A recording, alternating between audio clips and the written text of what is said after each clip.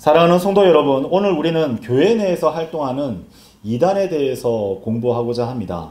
성경은 이에 대해서 뭐라고 말씀하실까요? 저는 이 부분에 대해서 먼저 여러분이 어떻게 알고 계신지, 이단에 대해서 어떻게 정의 내리고 계신지에 대해서 질문 드리고자 합니다. 여러분은 이단이라는 단어를 듣게 되면 무엇을 떠올리고 계십니까? 많은 분들이 이단하게 되면은 즉시로 거짓 교리나 잘못된 가르침을 전파하는 그런 수많은 이단들을 떠올리실 테죠. 그러나 놀랍게도 신약 성경에서 말씀하시는 이단을 찾게 되면 단순히 거짓 교리를 믿거나 가르치는 사람들을 가르치는 것이 아님을 발견하게 됩니다. 디도서 3장 10절에서 11절의 말씀을 제가 다시 한 번 더 읽어드리겠습니다. 이단인 사람은 첫 번째와 두 번째 권고 후에 거절하라. 그러한 자는 진리에서 벗어나 타락하였고 죄를 지어 스스로에게 정죄받고 있음을 내가 알고 있기 때문이라 라고 말씀하고 계십니다. 성경에서 말씀하시는 이단의 본질은 무엇일까요? 이단이란 전체 그 지역교회 내부에서 사람들을 분리시키고 이간질하고 분열을 일으켜서 자신이 선호하는 어떤 특정 교리나 행동 방침만을 따르게 만드는 그런 분열의 영, 또 그렇게 조장하고 있는 일련의 사람을 일컫는 것입니다. 역사적인 예를 들어보게 되면은 마틴 루터를 한번 떠올려 보십시오. 그의 가르침에 대한 부분들에 대해서 크게 반발하였고 그에 대해서 크게 분노했었던 사람들이 있습니다. 누구일까요? 바로 로마 카톨릭이죠. 로마 카톨릭 입장에서 봤었을 때는 루터가 이단과 마찬가지인 거예요. 왜냐하면 자신의 교회 내에서 분열을 일으키고 루터를 따르게끔 만들었기 때문이죠. 근데 루터가 가톨릭에서 완전히 분리되었잖아요. 성경적 선별을 단행했잖아요. 그러면 그들에게 있어서는 더 이상 루터는 이단이 아니게 되는 겁니다. 이게 신약 성경이 알려주는 이단의 정의예요. 사랑하는 형제자매 여러분, 오늘날 교회를 진정으로 위협하고 있는 것들이 무엇이 있을까요? 수많은 이단 교리들, 거짓 교리와 성경적 실행을 반발하는 모든 부분들, 오늘 신천지가 있죠? 여호와 증인들도 있습니다. 몰면 교도들도 활발하게 활동하고 있습니다. 근데 이들은 대부분 이미 교회 바깥에서 활동을 하고 있죠. 신천지는 좀 특별하게 교회에 몰래 잔입해서 활동을 하다 보니까 그래요. 오늘 본문 말씀에 따르면 이단으로 부를 수는 있겠네요. 자, 근데 성경이 명명했었던 교회 내 이단의 특징은 무엇이냐면은 그들은 항상 사람들이 자신을 따르게 해서 자신의 영광을 취하는 데 그 목적이 있다고 할 수 있습니다. 교회의 힘은 무엇이죠? 하나님께서 하나 되게 하신 것, 연합에 있는데 교회의 또한 아름다움은 이런 거듭난 성도들 간에 있는 사랑과 교제에 있어요. 근데 이 이단은 이러한 연합과 사랑을 회방합니다. 파괴시켜요. 제 기능을 발휘하지 못하게 만듭니다. 여러분은 이런 말을 들어보신 적이 있으십니까? 우리가 이 교회에 나오고 있지만 여기는 심각한 문제가 있어요. 결격 사유가 있네요. 오직 우리 같은 영적인 사람만이 그러한 문제들을 볼 수 있고 판단할 수가 있어요. 라고 얘기하는 일련의 사람들, 여러분은 한두 번쯤은 겪어보셨으리라고 생각을 합니다. 이런 말이 퍼지기 시작하면서 거기에 미혹되는 사람들이 모이기 시작하면 교회는 서서히 분열이 일어나게 되고 이런 육신적인 사람들을 통해서 교회는 깨어지게 되는 것입니다. 이러한 상황에 직면했을 때 디도서는 우리에게 명확한 지침을 가져다 줍니다. 한두 번 훈계하라는 것이죠. 만약 그 사람이 진정으로 하나님 안에, 성령 안에 있게 되면 실수로 그런 말을 했다라고 깨닫게 되어서 자신의 말과 행동에 대해서 교회의 훈계를 받아들여서 바로 잡을 터인데요. 그러나 그러한 반복된 훈계에도 같은 행동을 계속한다면 교회의 연약한 지체들을 보호하고 거룩한 교제를 지키기 위해서 교회는 반드시 그를 분리시켜야 합니다. 만일 그러한 일들을 하고 있지 않는다. 그러면 안타깝게도 교회 내에서는 그러한 일들이 끊임없이 일어나게 되는 거예요. 그것은 왜 중요한 것입니까? 다른 성도들을 비판하고 자신만의 영적 통찰력을 가졌다고 주장해서 교회에 끊임없는 분열을 시키려는 사람을 방치하게 된다면 결국 지역교회의 핵심적인 사역이 무엇이죠? 구원의 복음을 전하고 진리로 성도들을 세우며 성경을 가르치는 그 사역이 무너지게 될 것임이 자명하기 때문입니다. 오늘 이 말씀을 여러분 듣게 되었을 때에 여러분의 지역교회는 건강하십니까? 그것을 진단할 수 있는 기회로 삼으시기를 바랍니다. 또한 그런 일들 가운데 여러분이 깨어있는 파수꾼들이 되어서 여러분 그러한 악한 일들에 대해서 경고할 수 있는 귀한 성도들의 행보가 되기를 바라며 이 말씀을 선포하겠습니다. 성경이 말씀하시는 이단은 무엇입니까? 교회 내 이단에 대해서 성경은 무엇라 말씀하시는지 하나씩 살펴보도록 하겠습니다. 먼저 고린도전서 11장의 말씀을 보십시오. 고린도전서 11장 18절은 이렇게 말씀하고 계십니다. 이는 무엇보다 먼저 내가 듣기로는 너희가 교회에 함께 모일 때면 너희 사이에 분열들이 있다고 하기 때문이라. 그리고 나도 부분적으로 그것을 믿노라. 사랑하는 성도 여러분, 교회에서 분열과 분쟁이 일어나는 것은 결코 하나님의 뜻이 아닙니다. 교회는 그리스도 안에서 하나로 연합하고 단결해야 하는 것이죠.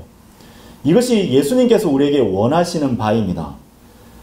고린도전서 11장 19절도 함께 살펴보도록 하겠습니다. 이는 너희 가운데 이단들도 있어야만 하기 때문이니 검증된 자들이 너희 가운데서 명백하게 나타나게 되도록 하려 함이라 라고 하고 있어요. 만약 이 구절만 똑 떼어서 단독으로 읽게 되면 오해하기 쉽습니다. 사도 바울이 마치 교회 내에 반드시 이단이 있어야 된다라고 가르치는 것처럼 들릴 수 있기 때문이죠. 하지만 교회 내에 분열이 있는 곳에 반드시 이단이 있다는 말씀으로 사도 바울은 우리에게 가르치고 있는 거예요. 다시 한 번 더 보세요. 18절에 교회 내에 분열이 있어요. 그것은 19절에서 이단이 있었기 때문에 그러한 일들이 벌어지고 있다라고 알려주고 있는 겁니다. 이것은 사도 바울의 현실적인 목회를 통해서 얻게 된 관찰이 일지이자 우리에게 주는 영적인 경고인 것이죠. 우리는 왜 교회에 모여 있는 것입니까? 특정 인물을 추종하기 위해서입니까? 여러분, 저를 따르기 위해서 이 교회에 계신 건가요? 아닐 테죠. 우리는 교회의 참된 머리이신 주 예수 그리스도께 합당한 존귀와 영광을 돌려드리기 위해서 모여 있습니다. 우리는 분열을 조장하기 위해서 모인 것이 아닙니다. 우리의 구원자이신 예수님을 드높이기 위해서 오늘 우리는 함께 모인 것입니다.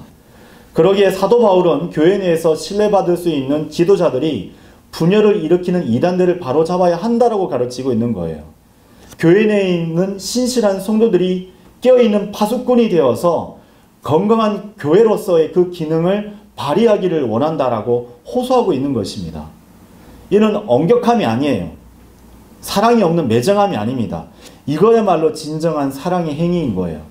왜냐하면 교회 내에는 믿음이 연약한 지체들이 있잖아요. 연약한 믿음의 소유자들이 있잖아요. 그들로 하여금 교회의 이러한 이단들로부터 지켜내야 하는 것이 바로 그 교회 내에 있는 지도자와 깨어있는 성도들의 의무인 것입니다. 갈라디아서 5장 19절에서 21절 말씀을 보십시오. 이제 육신의 행위들이 명백하게 드러나니 이것들이라 곧 간음과 음행과 불결함과 음탐함과 우상 숭배와 마술과 증오와 적대와 경쟁들과 경노와 분쟁과 폭동들과 이단들과 시기들과 살인들과 술취함과 유흥들과 그와 같은 것들이라. 이와 같은 것들에 대해서는 과거에 내가 너에게 말한 것과 같이 내가 미리 너에게 알려주노니 그러한 것들을 행하는 자들은 하나님의 왕국을 상속받지 못하리라. 여기서 우리가 주목해야 할 것들이 있어요. 이 구절에서 나열된 육신의 행위들은 모두 다 죄라는 사실입니다. 그러나 이러한 죄들을 지었다고 해서 이미 구원받은 그 성도가 구원을 잃어버린 것은 아니죠. 다만 이러한 행위들을 통해서 자신의 믿음을 스스로 훼손하고 지역교회에서 순수하게 믿음의 기초를 세우고 그리스도 예수 안에 있는 그 단순함에서 온전히 머물러야 될 그 성도들을 떠나게 만드는 일련의 일들은 바로 하나님의 왕국에서의 그 유산, 즉 상급을 잃게 될 것임을 사도 바울은 우리에게 경고하고 있는 것입니다. 성령의 열매와 육신의 행위는 성경에서 명백하게 구분을 하고 있어요. 여러분 또한 이것을 구별할 줄 알아야 되고 여러분의 모든 행위들이 이러한 체크리스트에서 내 행위가 성령의 열매 가운데서 체크가 될 수 있게끔 부단히 노력하셔야 됩니다. 성령의 열매는 교회를 세워줍니다. 하지만 육신의 행위는 교회를 파괴합니다. 여러분 진지하게 한번 생각해 보십시오. 사랑과 기쁨과 화평과 오래 참음으로 어떻게 교회가 분열될 수 있겠습니까? 온화함과 선함과 믿음과 온유와 절제로 어떻게 한쪽 성도들을 다른 쪽 성도들이 미워하게끔 만들 수 있겠습니까? 그것은 불가능한 일입니다. 누군가의 입술과 누군가의 만남과 누군가의 교제에서 신뢰를 무너뜨리고 분열을 야기하는 어떤 일련의 일들이 벌어지고 있다면 그 사람이야말로 이단인 것입니다. 자신이 중요하다고 여기는 의제나 관심사에 다른 사람들이 동조하고 따르게 하기 위해서 교회 내의 분열을 초래하는 것은 여러분 성령의 열매와는 매우 무관한 일이에요. 육신의 행위들입니다. 누군가가 사람들을 자신에게 끌어들이고 자신의 의견에 동조하기 위해서 따르게 만들고 있다면 그것이 바로 성경이 경고하고 있는 이단의 모습입니다. 정신 차리십시오.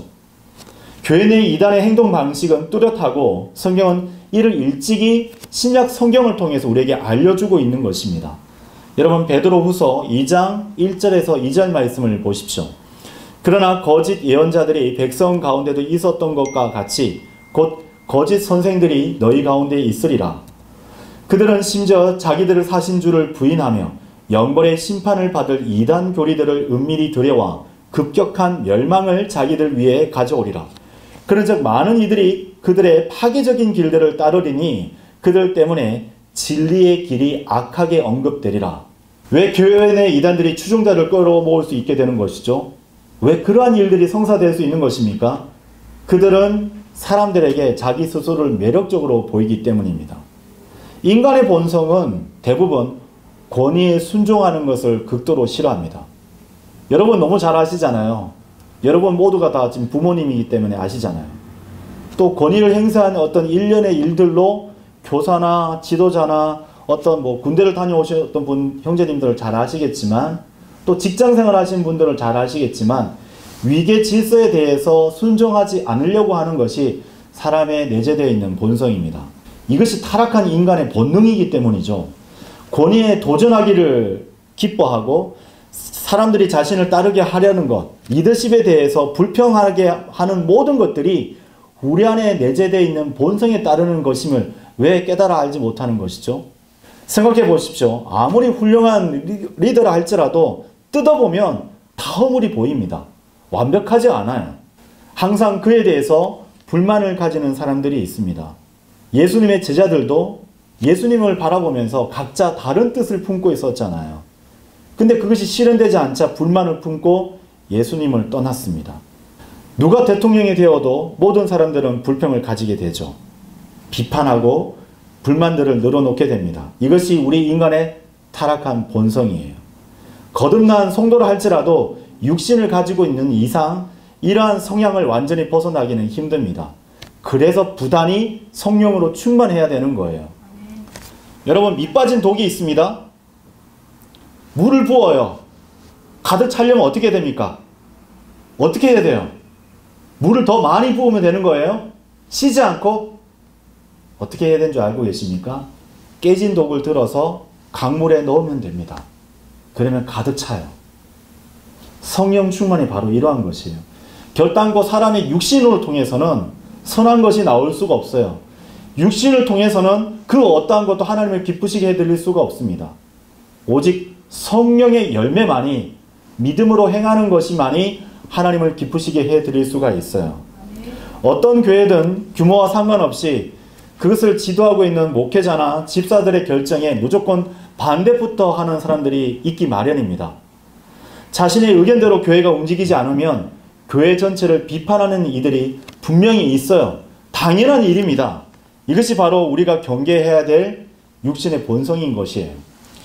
교회 내에 이단적 성향을 가진 사람들이 등장하면 당연한 일이 일어났구나 생각하십시오.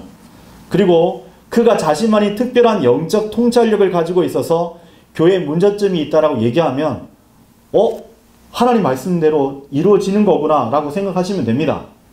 그리고 교회에 불만을 품은 사람들을 모아서 자신을 따르게 하려는 것, 와, 하나님 말씀은 애언이 성취되는 거구나, 정말 놀랍구나 라고 생각하시면 돼요. 그러나 여기서 분명히 말씀드릴 것이 있어요. 교회에 도전하고 교회의 연합과 단계를 깨는 것만이 영적인 파괴 행위만이 아니라 그것을 보고서도 침묵을 지키고 방관하는 것도 바로 그들의 모든 부분들, 바로 육신의 행위에 동참하는 일임을 여러분 깨달아 하시길 바랍니다. 모든 리더십은 비판을 받을 수밖에 없는 그러한 처지 가운데 있는 것입니다. 비판받기가 싫다면 사역을 그만두면 됩니다. 비판받기 싫다면 사람들을 인도하는 위치에 서지 말아야 하는 것이죠. 왜냐하면 인도자를 비판하는 것은 바로 이러한 인간의 본성에 따른 것임을 왜 모르시는 것입니까? 교회 내 이단이 자리 잡는 것은 이러한 인간의 육신적인 성향으로 인해 발생하는 매우 자연스러운 현상이에요.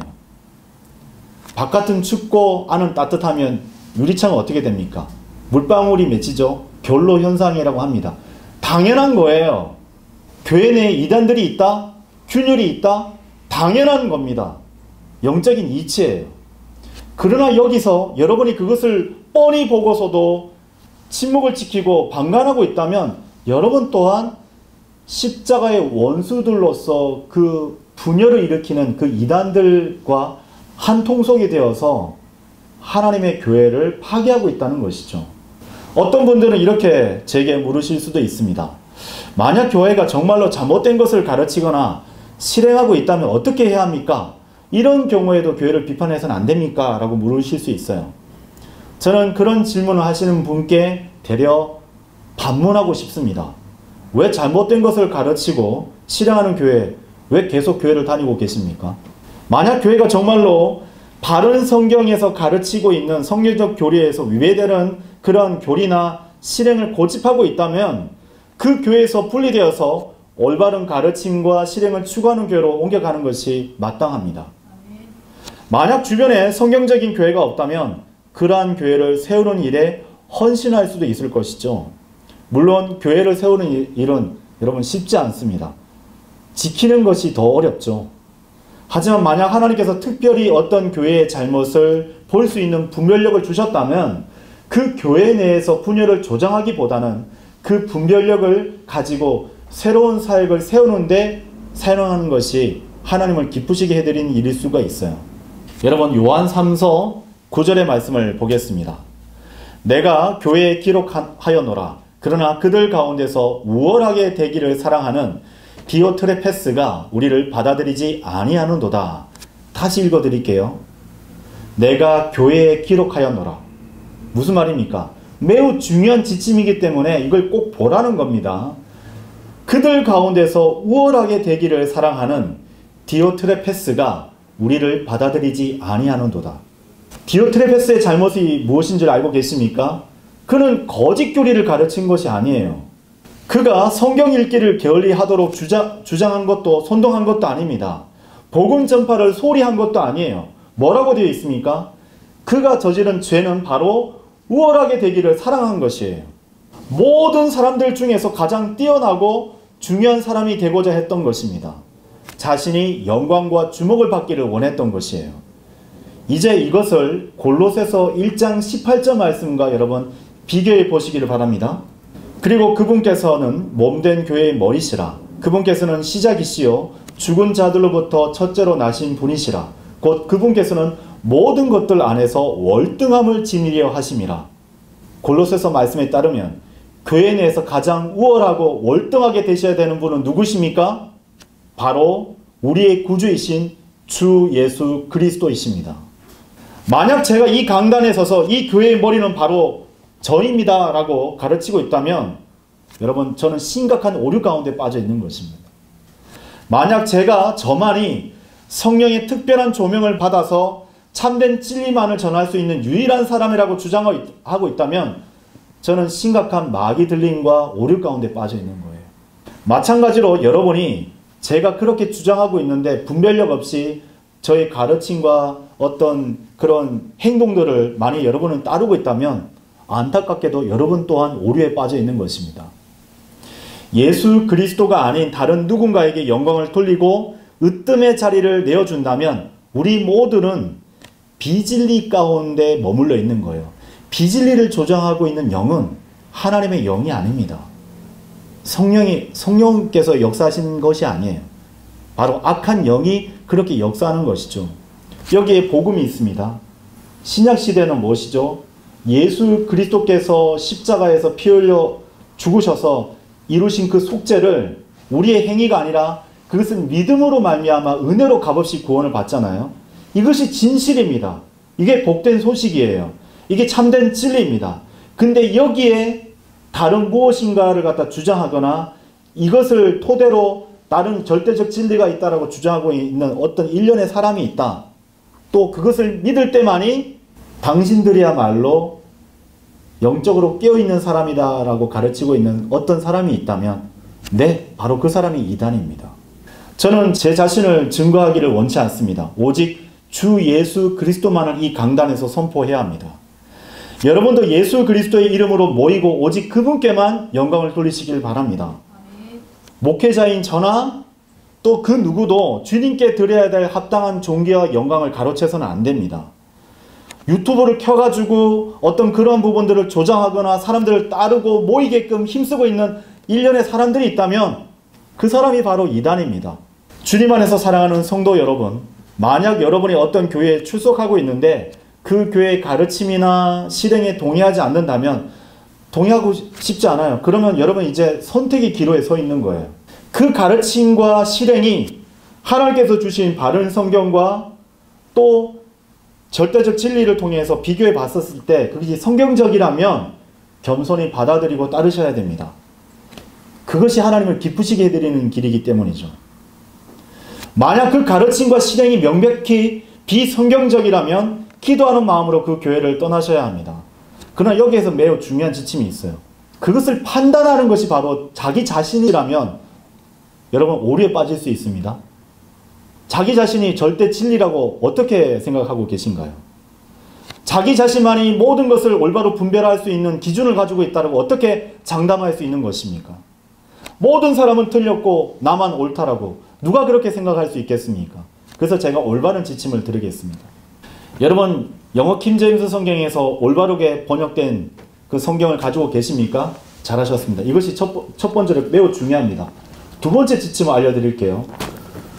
내가 지금까지 신앙생활을 5년, 10년, 15년, 20년, 30년 넘게 해왔는데 내가 출석했었던 그 교회에서 내가 지금까지 믿고 따르고 있었고 수많은 사람들을 가르쳐서 내가 취득했었던 교회 안에 그 명예를 드높였었던 그런 반열에 있게끔 만들었었던 교리가 있었는데 그 교회에서 그것과 반대되는 교리를 가르치고 있는 거예요. 다른 신앙을 나타내 보이고 있는 거예요.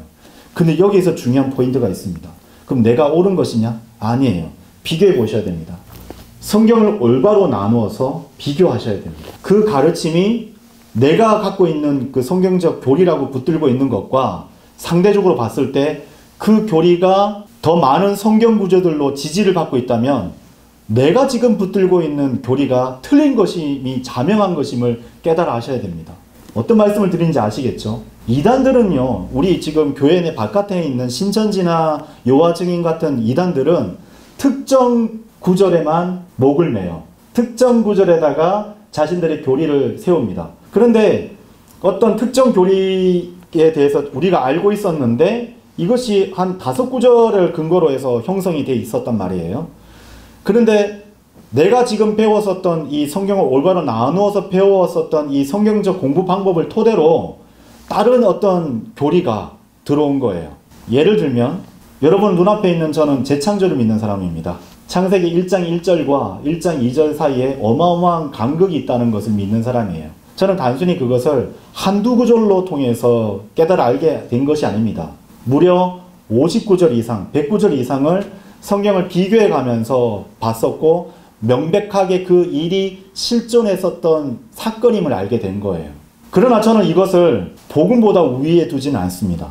절대적 진리라고 믿고는 있지만 이것을 복음과는 바꾸려고 하지 않아요. 그리고 이거 재창조에 대해서 받아들이지 못하는 분들을 봤을 때 제가 그분들하고 교제를 못한다고 선을 긋지는 않습니다. 그런데 안타까운 일들이 무엇이냐? 수많은 구절들을 내가 붙들고 있는 것도 아니고 몇 구절을 통해서 오랜 시간 동안 10년, 20년, 30년 동안 형성했었던 성경적 교리라고 생각을 했는데 내가 출석했었던 성경 교사가 그보다 더 많은 성경 구절들을 통해서 비교해서 가르쳐 줬단 말이에요. 그러면 어떤 것을 따라야 될까요? 바른 성경도 있고요. 그리고 내가 하나님께서 가르쳐 주신 올바른 성경을 나누어서 공부할 수 있는 방법대로 그 연구할 수 있는 방법대로 성경을 비교했는데 나는 10구절, 20구절밖에 안 되는데 그 사람은 똑같은 성경과 똑같은 원칙으로 50구절, 100구절을 통해서 저를 압도하고 있다면 내가 고집을 피워야 됩니까? 내가 옳은 거예요? 아니에요. 하나님께서 깨달아 알게 해주셨잖아요. 그게 은혜인 것입니다.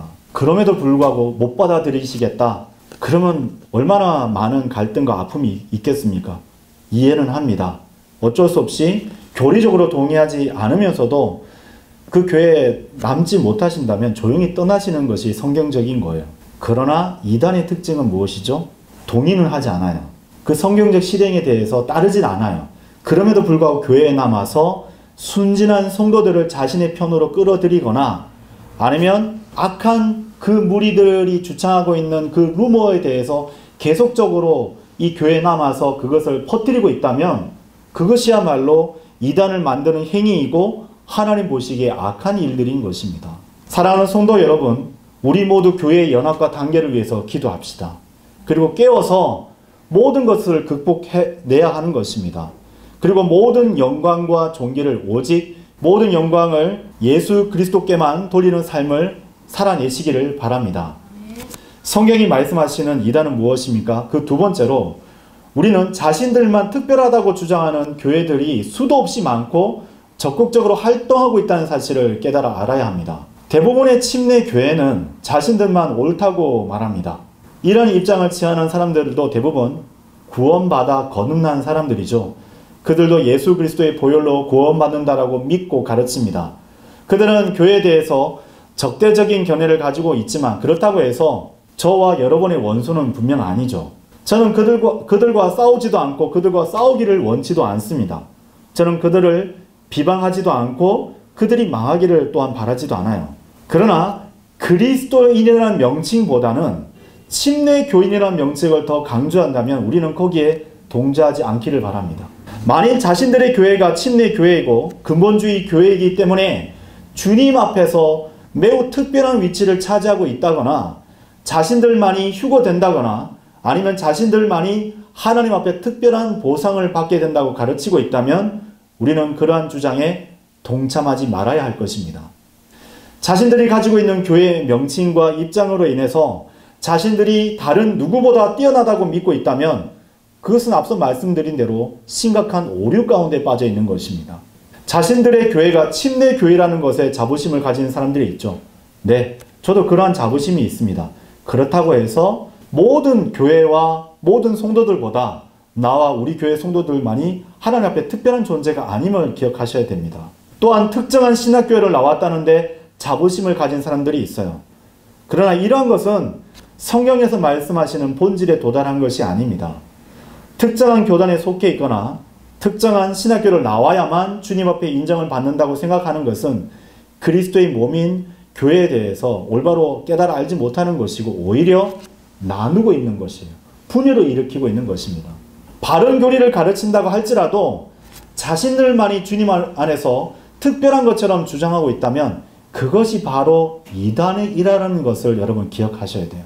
우리는 예수 그리스도 안에서 구원받은 성도들 간의 어떤 교제를 나누는 것이지 자신들만이 특별한 존재라고 여기고 있는 사람들과 교제를 나누는 것이 아니에요. 왜냐하면 예수 그리스도를 믿는 사람은 누구나 어느 지역교회에 속해 있든지 상관없이 그리스도의 몸에 속한 그리스도의 지체이기 때문이죠. 침례교회만이 특별하게 구별되는 그리스도의 지체가 아님을 아셔야 됩니다. 이에 대해서 빌립보서 2장 10절의 말씀을 보게 되면요. 이는 하늘에 있는 것들과 땅에 있는 것들과 땅 아래에 있는 것들에 속한 모든 무릎마다 예수의 이름에 꿇게 하려 하심이요 라고 말씀하고 계십니다. 어떤 이름을 내세우고 싶다면 침례교회라는 이름을 내세우지 말고 오직 주 예수 그리스도라는 이름을 여러분 내세우시길 바랍니다. 나는 이러한 재산을 갖고 있고 나의 자녀들은 훌륭해서 유명한 대학과 또 유학도 다녀왔고 나의 재산과 나의 부와 명예를 봐. 여러분 이걸 자랑하는 것이 아니라 내 안에 있는 예수 그리스도를 자랑하는 것이 거듭난 성도가 할 일인 것입니다. 우리는 우리 자신뿐만 아니라 자신들만이 특별하다고 주장하는 일단의 무리에 대해서 경계해야 되고 또 연약한 지체들에게 이것을 경고해 줘야 되는 것이에요. 여러분 고린도전서 3장 1절에서 7절 말씀을 보십시오.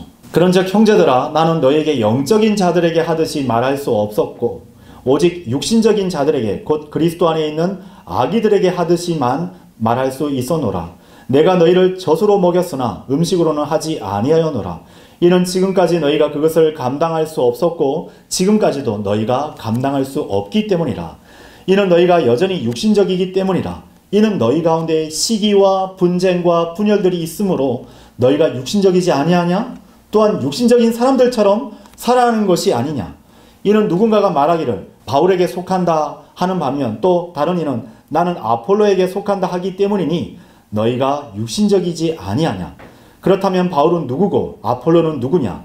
사역자들일 뿐이니 주께서 각인에게 주신 그대로 너희가 그들을 통하여 믿었느니라. 나는 심었으며 아폴로는 물을 주었으나 오직 하나님만이 성장하게 하셨도다. 그러기에 심는 자도 아무것도 아니요 물을 주는 자도 아무것도 아니요 오직 성장하게 하시는 하나님만이 모든 것이라. 영어 킹제임스 성경이 번역 출간됨으로써 수많은 성도들이 복을 받았습니다. 또한 믿음 가운데 세워지고 있고 구원과 진리를 전해 들을 수 있게 되었던 것이죠. 여러분 이것은 하나님의 은혜입니다. 그러나 자기들의 그룹이나 자신들이 세운 교회와 함께하지 않는다고 비판한 것은 성경적이지 않아요. 그릇된 일입니다. 사도 바울은 육신적이지 아니하냐라고 단정지었던 것입니다. 정확하게 말하자면 그렇게 말하는 사람은 성경과 성령을 모르기 때문에 그렇게 얘기하고 있는 것이에요. 저는 피터 로커 목사님을 존경합니다. 또 제임스 낙스 목사님을 통해서 성경적 진리에 대해서 또 공부하게 된 것을 매우 기쁘게 생각합니다. 그분들의 주석서와 발간한 책으로 성경을 배우는 것은 매우 귀한 경험이고 또 여러분에게 있어서 매우 신앙생활 하는 데 있어서 매우 중요한 지침이 아닐 수 없어요. 그러나 다른 교회 다니면서 그분들이 가르치는 것을 똑같이 가르치지 않는다고 그 교회의 어떤 성경 교사와 목회자를 비판하는 것은 잘못된 것입니다. 문제는 피터 러크만 목사님이나 제임스 낙스 목사님이 아니라 모든 교회와 목사들이 그 똑같은 것을 가르쳐야 한다고 주장하는 바로 그 사람에게 있는 것이에요. 문제는 다른 교회에 가서도 러크만 목사님이 가르치는 것을 가르치지 않는다고 교회와 목사를 비판하는 데 있는 것입니다. 아마 러크만 목사님이나 제임스 낙스 목사님은 그것을 기뻐하지 않으셨을 것이에요. 우리는 러크만 라이스, 즉 러크만 목사님을 따르는 사람들이 아닙니다. 제임스 낙스 목사님을 따르는 사람도 아니에요. 어떤 유명한 지역에 있는 침례교회의 목회자를 따르는 사람이 아닙니다. 우리 모두는 우리의 구주이신 주 예수 그리스도를 따르는 성도들입니다. 하나님께서 그러한 사람들을 발견하기를 원하시는 거예요. 성경적인 관점에서 보게 되면은 오늘날 크리스마스를 기념하는 교회에 대해서 이단이라고 생각하는 사람들이 있습니다. 네, 맞아요. 어쩌면 비성경적인 것을 가르치고 따르는 교회야말로 이단이라고 할 수 있어요. 그런데 그러한 것을 가르치지 않는다고 교회에서 소리 높이고 분열을 야기시키고 목소리를 높이는 그 사람이 안타깝게도 성경에서는 이단이라고 가르치고 있습니다. 어떻게 해야 될까요? 조용히 나오셔야 됩니다.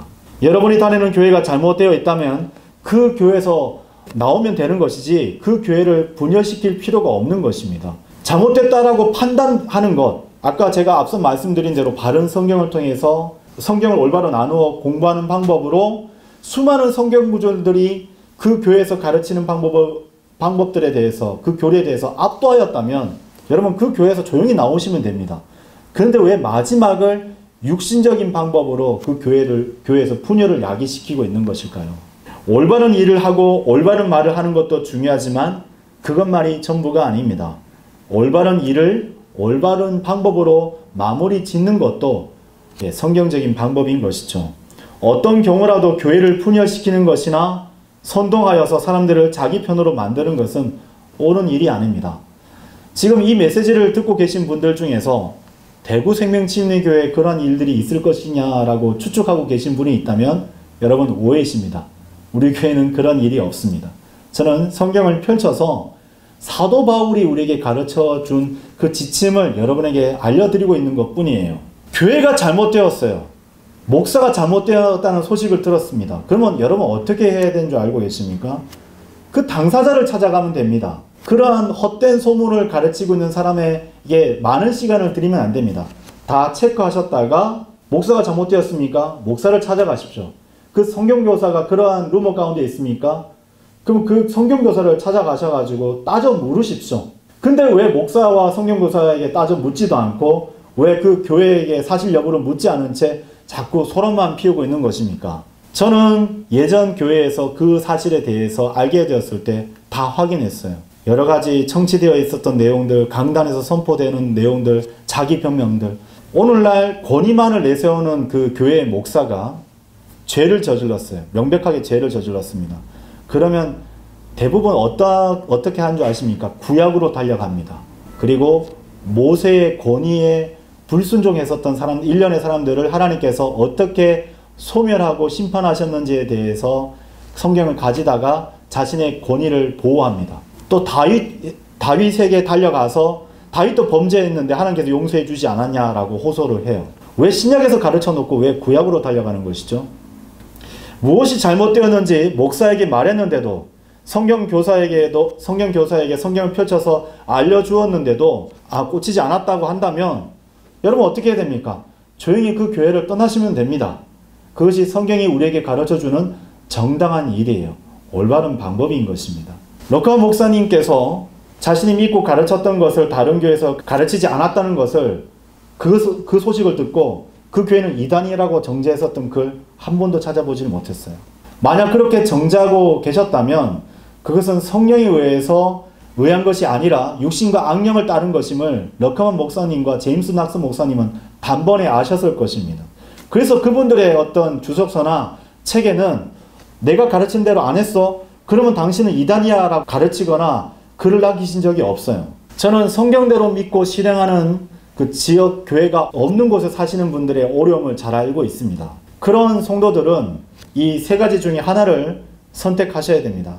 첫째는 그 지역에 있는 가장 성경적인 교회, 비록 완전한 성경적인 지침을 실행하는 교회가 아닐지라도 그 교회에 출석하셔서 그 교회에서 섬기고 봉사함으로써 그 교회에 복이 되는 겁니다. 여러분이 알고 있는 성경적 올바른 지침들이 있잖아요. 소개하세요. 따르지 않는다고 해서 화를 내거나 분열을 조장하지 마시고 그 교회를 섬기시면 됩니다. 두 번째는 성경대로 믿는 교회가 있는 지역으로 이사를 가십시오. 그리고 그 교회에 출석함으로써 지체들을 섬기고 봉사함으로 그 교회에 복이 되는 것입니다.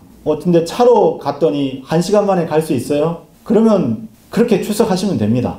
만약 이 두 가지 언급사항에 대해서도 충족될 수 없다면 스스로 성경대로 믿고 실행하는 교회를 세우거나 그렇게 될 수 있도록 하나님께 기도와 간구를 드리시면 됩니다.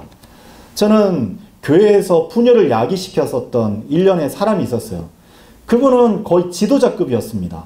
사람들이 존경해 마지 않았던 그런 사람이에요.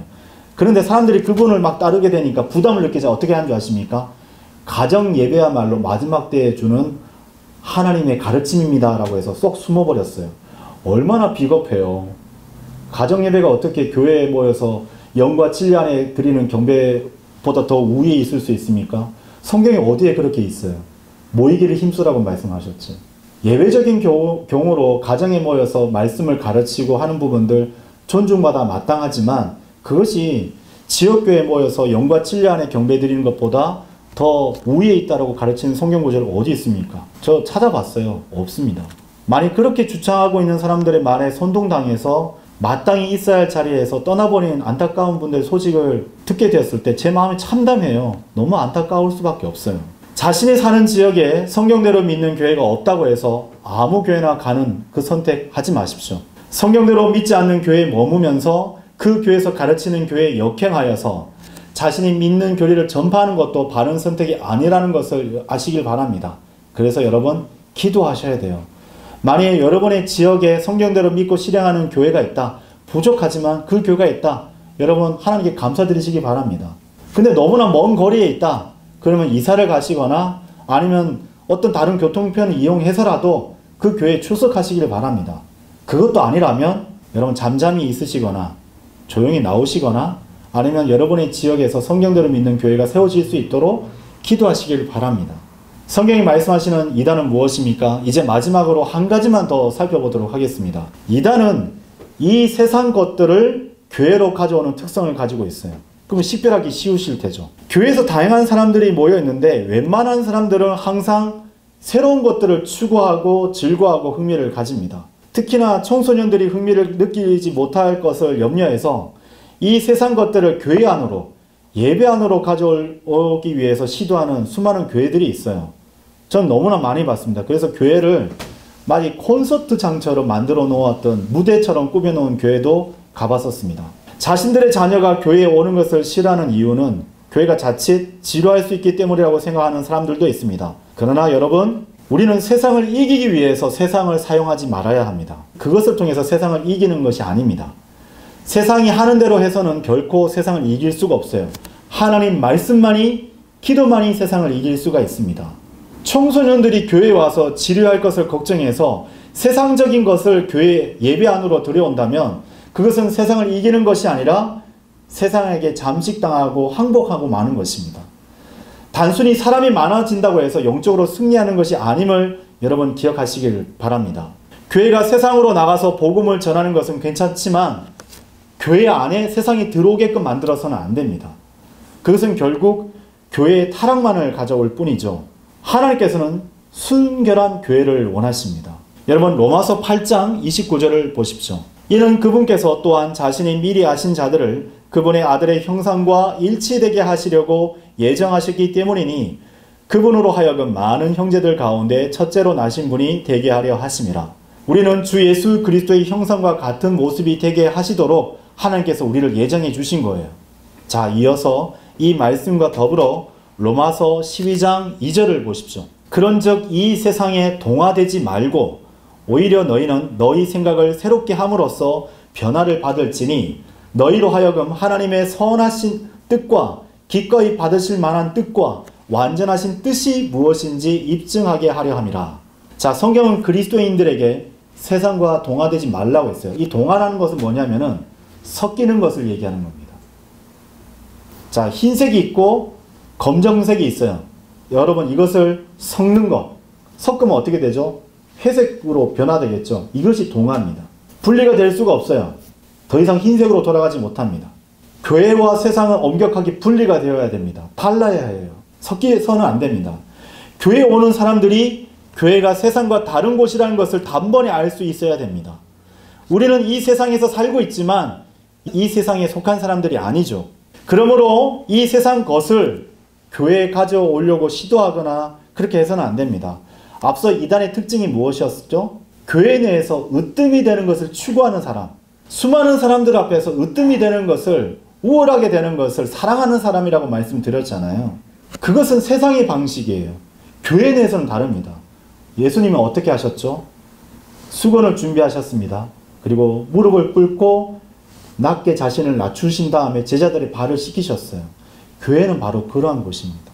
무수한 사람들이 하나님께서 보내시고 지키라고 있게 한 그 교회에서 실망하고 떠납니다.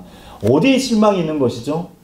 이 세상의 것, 내가 세상에서 배워왔었던 것, 비성경적인 것으로 체득했었던 그 경험치를 성경적인 교회에서 시도했기 때문에, 실망했기 때문입니다. 여러분, 그래서는 안 되는 거예요. 성경과 성령이 그것을 반대하십니다. 그래서 우리 안에 육신이 날뛰는 거예요. 이 교회에 대해서 불만을 품게 되는 것입니다. 교회는 구원받지 않는 사람들이 와서 편안함을 느끼는 곳이 아닙니다. 구원받지 않은 채 이 교회에 있어 보십시오. 성경적인 가르침과 메시지가 전파되면 어떠한 일이 있게 됩니까? 불편합니다. 아이고, 왜 이렇게 설교자의 설교가 길어? 언제 마치는 거야? 이렇게 생각할 수밖에 없어요. 자신이 원하는 것을 교회에서 실행하지 않는다고 교회를 비판하려고 시도하는 것, 그것이 바로 사도 바울이 얘기했던 대로 영적인 어린 아기와 같은 상태, 육신적인 상태에 있기 때문입니다. 또한 교회에서 행하는 방식대로 지역교회에서 행하려는 시도는 하나님으로부터 온 것이 아니라 마귀가 장악한 이 세상으로부터 만들어지고 체득했었던 것이 지역교회 안으로 들어오기 때문에 벌어지는 일들이에요. 예수님께서 이에 대해서 우리에게 일침을 가하십니다. 여러분 마태복음 5장 38절에서 42절 말씀을 보십시오. 너희가 사람들에 의하여 언급되어 온 것들을 들어왔나니 뭐라고요? 사람들에 의하여 언급되어 온 것들, 바로 세상에서부터 이루어졌었던 것들을 들어왔나니 눈에는 눈, 이에는 이로 갚으라고 한 것이라. 그렇잖아요. 세상의 방식이 이겁니다. 1등이 되기 위해서 1등만이 기억하는 그런 세상이라고. 그 자녀가 열심히 노력해서 70점, 80점 먹었으면 칭찬해 주셔야 됩니다. 1등 못했다고, 왜 이것밖에 못 맞았어? 라고 힐책해서는 안 돼요. 우린 그리스도인이잖아요. 그리스도인 부모잖아요. 세상에서 1등이 되는 것, 악을 악으로 갚으라고 하는 것, 그것이 바로 이 세상과 사람의 법입니다. 그러니까 나는 내가 내게 해준 대로 다 해주겠다는 것. 네가 나한테 이렇게 했어? 난 이대로 갚아줄 거야. 네가 나한테 밥을 샀어? 그럼 나 밥 사줄게. 마실 수 있는 차와 커피를 사줬어? 그거 기억했다가 나 똑같이 해줄게. 이게 세상의 원칙입니다. 그렇게 교회에서 안 했다고 실망하거나 화를 내서는 안 되는 거예요. 나를 위해 기도해주는 사람만을 위해서 나는 내가 기도하겠다. 그가 나를 사랑하니까 나도 그를 사랑하겠다. 이게 세상의 방식이에요. 세상이 가르치고 말하고 행하고 있는 방식이 아니고 무엇이겠습니까? 이렇게 사는 것은 세상의 방식이지 하나님께서 우리에게 예수 그리스도를 통해서 알려주신 방식이 아니에요. 그것은 하나님 없이도 가능한 것입니다. 이어서 39절에서부터 42절까지 보도록 하시죠. 그러나 나는 너에게 말하노니, 여기서 예수님께서 뭐라고 말씀하시죠? 너희는 악에게 저항하지 말라.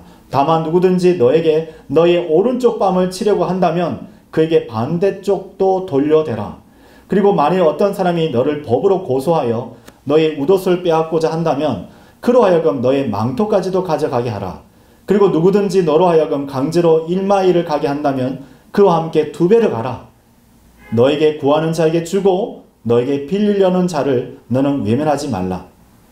여러분, 이 구절들을 하나님께서 기록하신 목적은 무엇입니까? 이 구절들의 진정한 의미는 무엇이죠?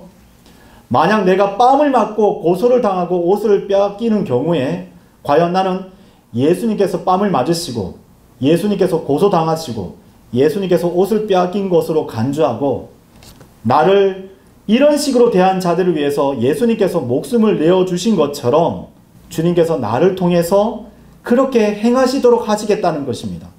내가 그렇게 본을 보였잖아. 내가 십자가의 길을 완주했잖아. 너도 그렇게 해. 그게 바로 하나님의 방식이에요. 육신적인 사람들은 사람들이 자기에게 저지른 일만을 보지만 예수 그리스도를 따르는 영적인 성도들은 비록 이들이 내게 한 짓은 잘못됐지만 하나님께서 그로 인해서 내 생애 동안 베푸신 그 은혜들을 곱씹어보고 세워보문을 통해서 내 안에 이루시고자 하는 그것이 무엇인지를 찾아보고 발견하고자 노력한다는 것입니다. 아, 주님, 이것을 내게 가르치시고자 내게 그러한 일들을, 그러한 사건을 마주대하게 하셨던 거군요. 43절을 보세요. 너희가 사람들에 의하여 언급되어 온 것을 들어왔으니 너는 너의 이웃을 사랑하고 너의 원수를 증오할지라 한 것이라. 이에는 이, 눈에는 눈, 악에는 악으로 갚으라고 하는 것이 세상의 방식이에요. 그것을 교회 안에서도 여럿이 하는 사람들이 있습니다. 그러나 예수님께서 우리에게 가르치는 방식은 무엇이죠? 뭐라고 하셨어요? 들어왔으니라고 얘기한 것입니다. 주님께서 배웠다고 안 하시고 들었다고 하신 것을 여러분 주목하셔야 돼요. 수많은 사람들이 교회에 가서 많은 것을 듣기는 하지만 배우지는 못합니다. 지금도 듣고 계시잖아요. 여러분, 그것으로 그치면 안 됩니다. 왜 하나님께서 그 교회에 여러분을 보내신 것입니까? 왜 그 성경을 알게 하고 그 교회를 알게 하신 것이죠? 그곳에서 배우게끔 하시기 위해서지 않습니까? 그 증거로 그들은 말씀을 실행에 옮기지 않았어요. 듣는 것만으로 충분했던 것입니다. 자신의 가려운 길을 긁어줄 사람을 지금도 찾고 있는 것이에요. 여러분, 44절을 보십시오. 그러나 나는 너에게 말하노니 너희 원수들을 사랑하라. 너희를 저주하는 자들을 축복하며 너희를 증오하는 자들에게 선을 행하라. 그리고 악의적으로 너희를 이용하고 너희를 박해하는 자들을 위하여 기도하라. 아마 이 말씀을 들으면서 이렇게 응수하는 분들도 있을 수 있어요. 주님, 그가 저를 저주하고 욕설을 퍼부었다는 걸 잘 알고 계시지 않습니까? 근데 어떻게 그를 축복하라니요? 저는 할 수 없습니다. 주님, 그가 저에게 했던 일을 잊으셨습니까? 그것으로 인해서 제가 얼마나 울었습니까? 얼마나 주님께 매달렸습니까? 근데 저를 미워하고 지금도 저를 저주하고 있는 이에게 선을 행하라며 말도 안 됩니다. 그것은 있을 수도 없는 일입니다. 어느 누구나 다 그렇게 대답했을 것이 분명하죠. 저도 그랬지 않습니까?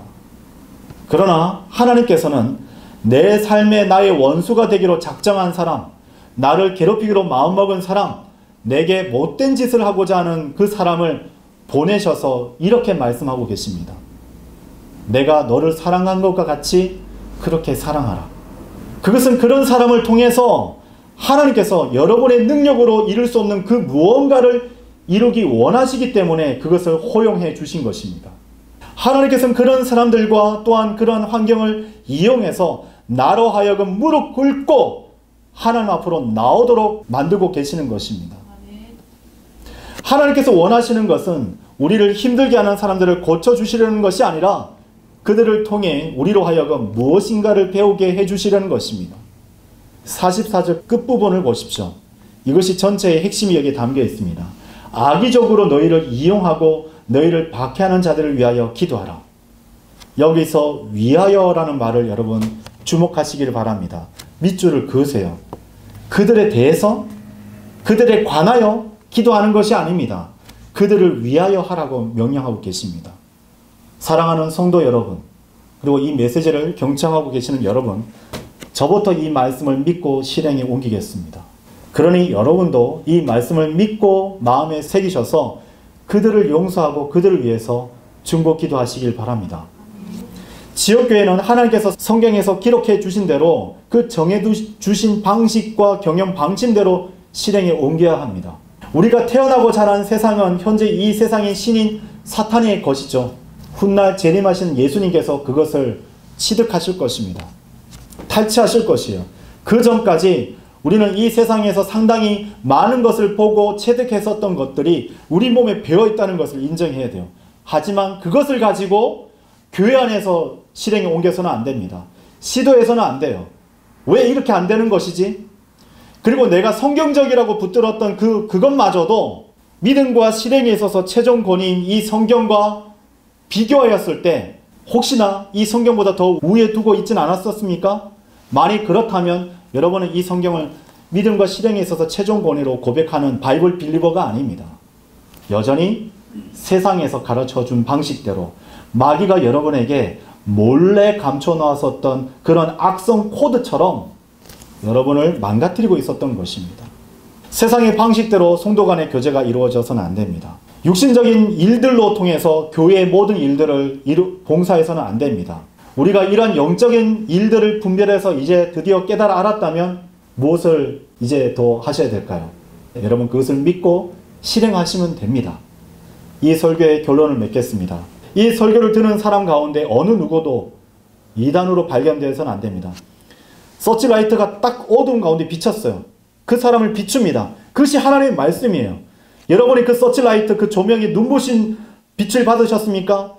눈을 질끈 감고 창피를 느끼셨어요? 그러면 부복하셔야 됩니다. 그것이 하나님께서 원하시는 방법이에요. 그런데 그 빛이 비추자 화가 나셨습니까?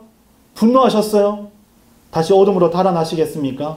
하나님께서 그것을 원치 않으십니다. 하나님의 말씀으로 되돌아오십시오. 하나님과의 관계를 정상화하시길 바랍니다. 예수 그리스도께서 이 세상에서 복의 근원으로 사셨듯이 저와 여러분도 다른 수많은 사람들에게 복의 통로로서 살아가기를 원하고 계십니다. 성경에 대한 올바른 지식과 체득했었던 믿음의 행로들을 통해서 체득했었던 경험을 여러분 얻으시기를 바랍니다. 하나님께서 그렇게 우리에게 명령하고 계십니다. 지식은 결단코 열매를 맺지 못합니다. 열매를 맺기 위해서는 어떻게 됩니까? 말씀을 우리가 깨워줘야 되는 거예요. 씨앗을 감싸고 있는 껍질들을 깨서 부숴야 됩니다. 그것이 깨어지게 되었을 때에 비로소 열매를 맺게 되는 것입니다. 육신적으로 행했었던 모든 것들이 바로 이단인 것을 깨닫고 이제는 성령의 열매를 맺을 수 있는 여러분 모두로서 하나님 앞에 우뚝 발견되기를 바라며 이 설교를 마치겠습니다. 감사합니다.